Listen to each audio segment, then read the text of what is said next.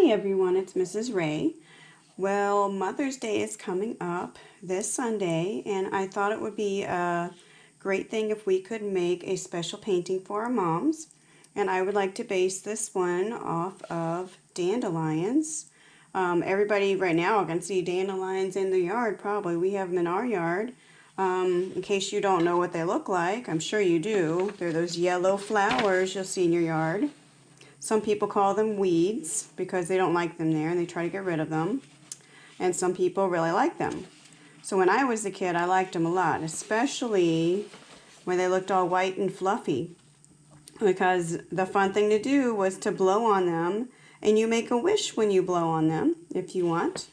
And I thought it would be nice for us to make some dandelions and then blow our mom some wishes. So I have a picture here of what they look like when you blow on them. And the seeds blow in the breeze so they can go off and make more dandelions. And I'm going to attach this picture to Canvas. So if you need to look at it, or if you can print it out, go ahead, or you can just look at it. So I'm going to set this aside. What you're going to need for this painting, some kind of colored piece of paper. I happen to have some blue paper. If you don't have colored paper, it is okay if you cut up a cereal box. I have a cereal box cut up in case I needed it. I did find some blue paper. So you can always cut up a cereal box, and I try to straighten up the edges a little bit. So this has it's not white. We can't have it white because the paint we're going to use is white. So you just need a different color of paper, or like I said, a cereal box. Along with that, you're going to need some chalk. If you happen to have some sidewalk chalk, you can use that too. You need a few Q-tips. Yeah, you'll need a rubber band to gather your Q-tips together. You need some scissors, a toilet paper tube, some white kind of paint. This is tempera paint this time.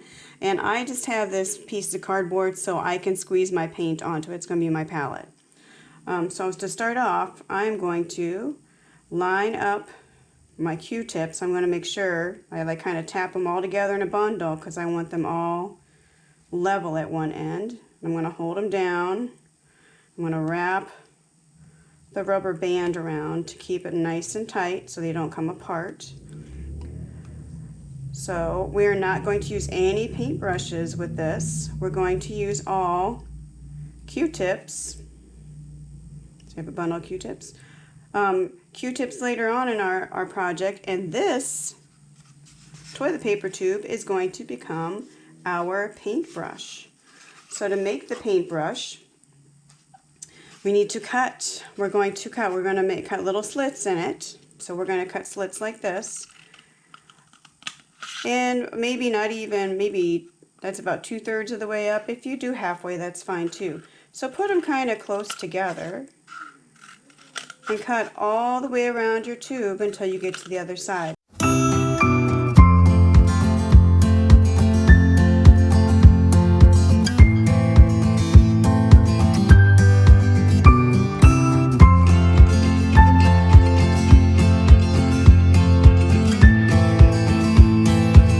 Once you're done with that, you're going to flatten it out. Push it out like this. Maybe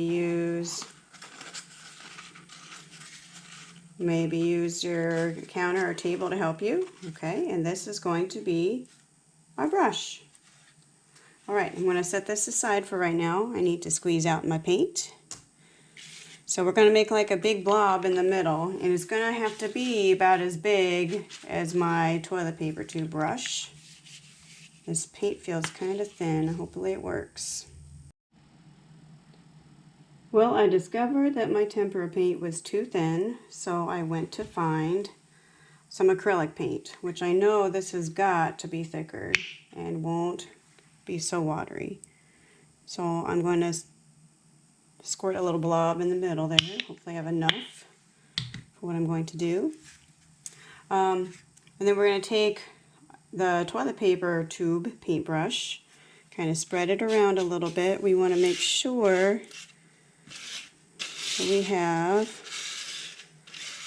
enough to get on all of it. Okay, so see how I made kind of a circle? I got my paint on there. Okay. So I spread it around a little bit in here. I'm going to tap a little bit. See, yep, that looks better. Okay, so take it to your paper. I think we're going to make, I might just be able to fit 2 on here. So take it to your paper and touch your paper with it and be very gentle. Turn a little bit and pick it up. And it kind of, I like the effect of it. It looks like there's some movement. It looks like some of it's being blown away already.